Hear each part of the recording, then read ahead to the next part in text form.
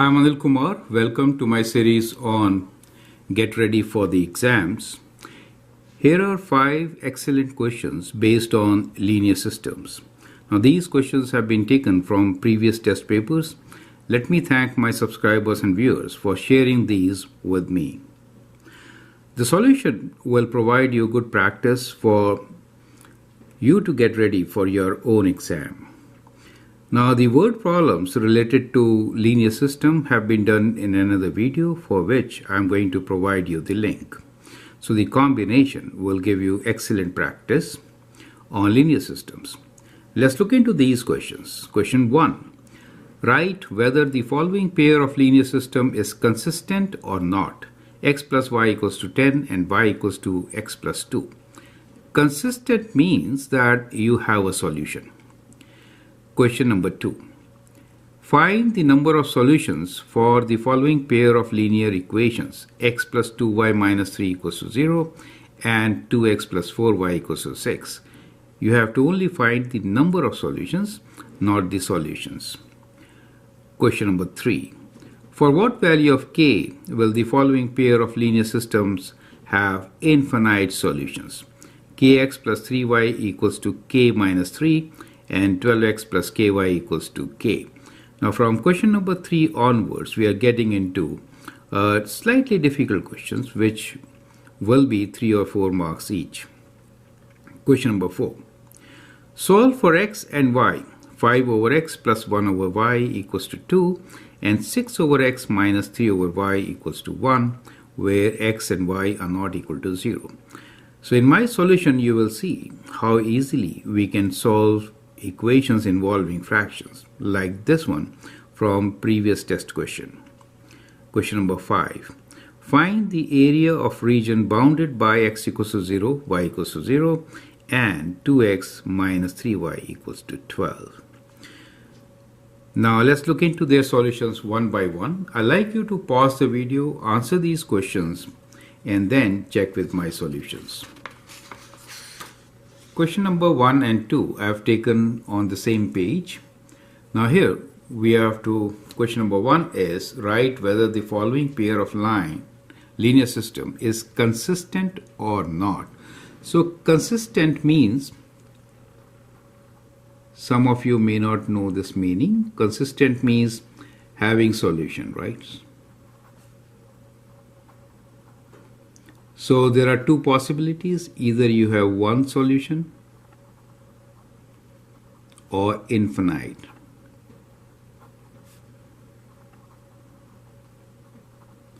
Inconsistent means no solution, correct? Now the equations given to us are x plus y equals to 10 and y equals to x plus 2. So let me rewrite this. So x plus y equals to 10, you could write this as y equals to minus x plus 10. The other one is y equals to x plus 2, right? Now clearly they are not parallel, they are perpendicular lines, right? So they will definitely have a solution, right? So these are perpendicular lines.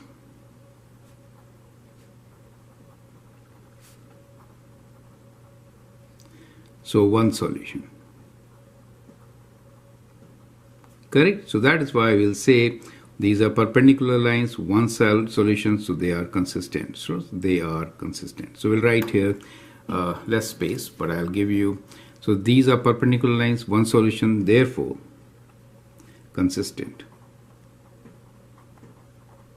Perfect. So that is how you are going to answer the very first question. Now question number 2 here is find the number of solutions for the following pair of linear equations. So let's rewrite these equations into slope and intercept form. Or let's rewrite. So we have x minus x plus 2y. Let me write 3 on the other side equals to 3. The other one is 2x plus 4y equals to 6. Now see what happens when I multiply the first equation by 2, right? So everything by 2. So if I do that, I get 2x plus 4y equals to 6, which is exactly same, correct? So So these are exactly same lines, right? So they represent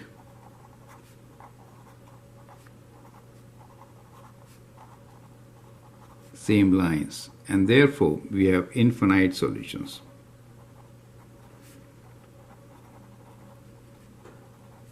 Perfect. These are also consistent. Do you understand? So for consistent, we could have one solution or infinite solutions. But if they are parallel without having any point in common, then we say the linear system is not consistent. So I hope this concept is clear. Now let's take question number 3. Here is question number 3. For what value of k will the following pair of linear system have infinite solutions? So when we are talking about infinite solution, we want the lines to be exactly same, right? So that is what we are looking for. So let us rewrite these equations in slope-intercept form and then be easier to figure it out.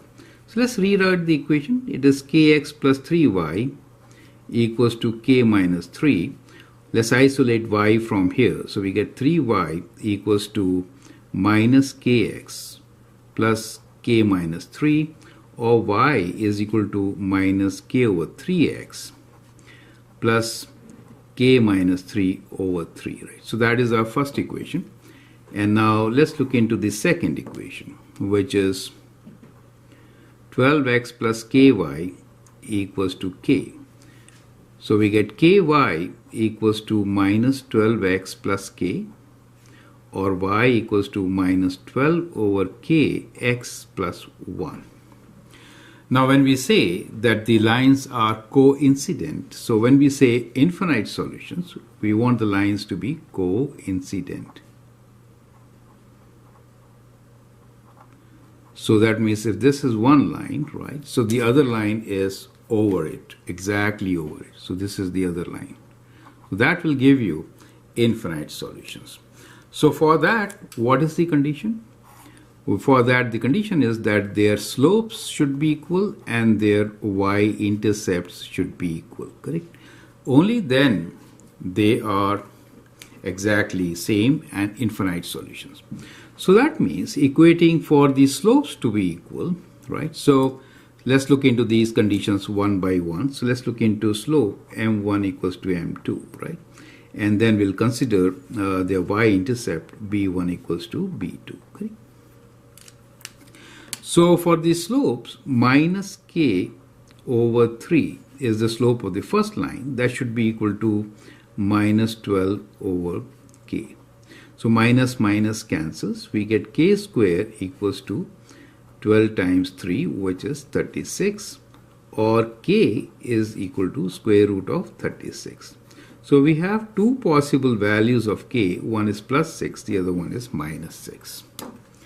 Now, let us consider the y-intercepts, which are k minus 3 over 3 should be equal to 1. So let's solve for this one also. So when you cross multiply, you get k minus 3 equals to 3, or k equals to 6. So we get one solution, which is k equals to 6.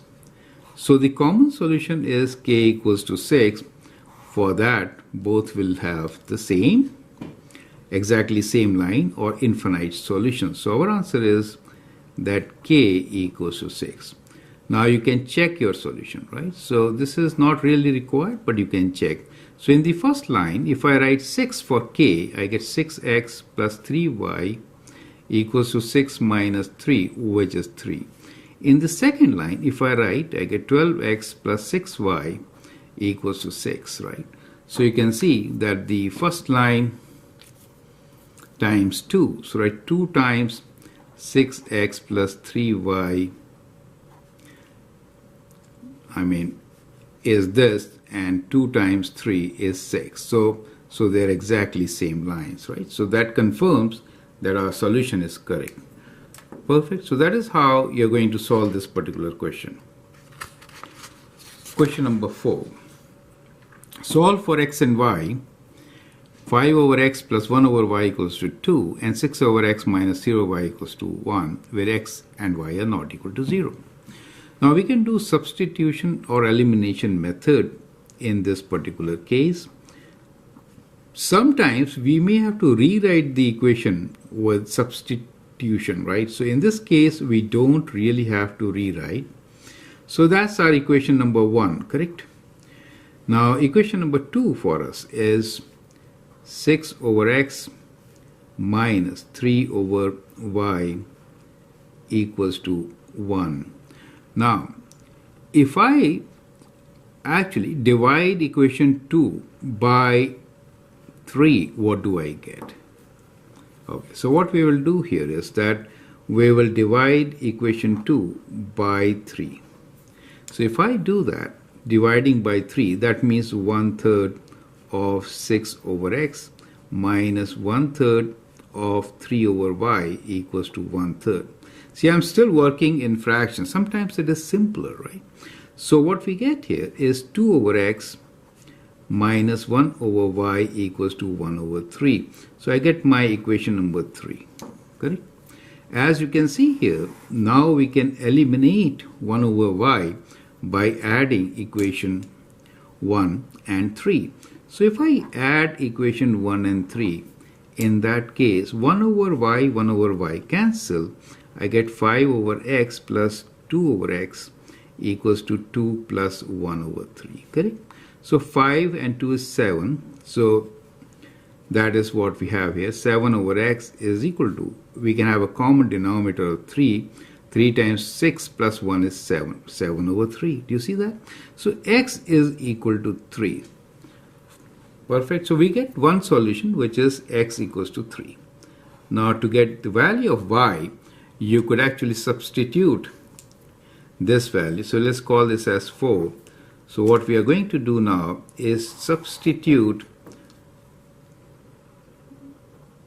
x equals to 3 in equation. Better is to take equation number 2. So which is 6 over x minus 3 over y equals to 1. So if I write x equals to 3 here, I get 6 over 3 minus 3 over y equals to 1. And this is 2, right? So minus 3 over y equals to 1 minus 2, which is minus 1. And so I get the value of y cross multiply as minus 3 divided by minus 1, which is also 3. So I get y equals to 3 as my solution.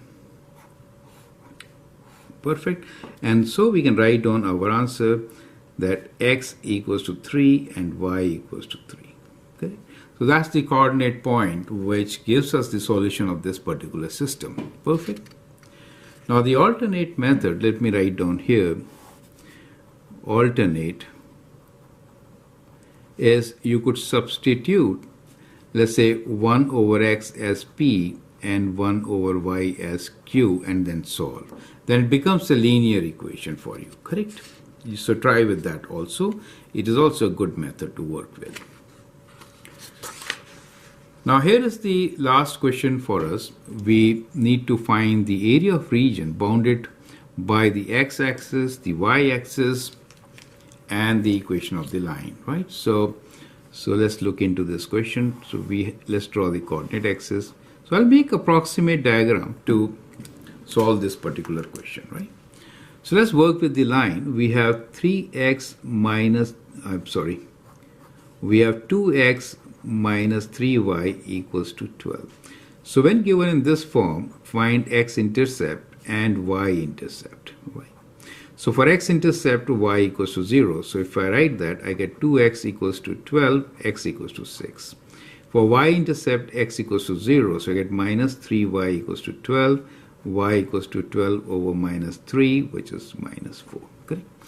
So we get 6 and minus 4. So that is the triangle which we are looking for with the line, where the x-intercept is 6 here and the y-intercept is minus 4, correct? So when we say area of the triangle in between, that means this area, correct? So this is the area which we are looking for. Area of a triangle is half base into height, correct? So area equals to half of base times height. In this case, it is half of, you could take either one of these sides as base and height. So those intercepts really help to find the solution, correct? So we could do this 2 times, and 6 times 12 unit square becomes the area for this particular triangle, correct? So that is how you could actually solve this particular question. So I hope these selection of 5 questions help you to understand linear systems. You have already done a lot of questions from so many places, including your books. But I think this 5 questions will give you a good review. And then also watch the application questions based on linear systems.